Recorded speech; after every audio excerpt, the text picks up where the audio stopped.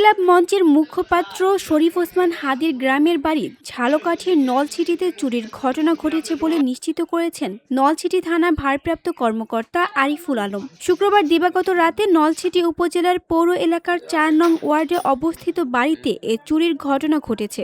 এ সময় তাদের পরিবারের কোনো সদস্য বাড়িতে ছিলেন না।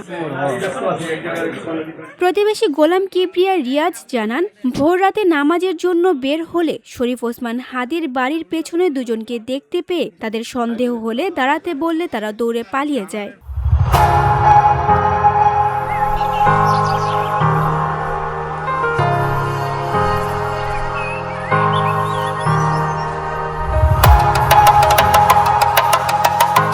নলছিটি থানা ভারপ্রাপ্ত কর্মকর্তা আরিফুল আলম বলেন, চুরির খবর পেয়ে আমরা এসেছি। এখনো প্রাথমিক তদন্ত চলমান আছে। আমরা তার পরিবারের লোকজনের সাথে কথা বলছি। এ ব্যাপারে আইনানুগ ব্যবস্থা প্রক্রিয়াধীন আছে।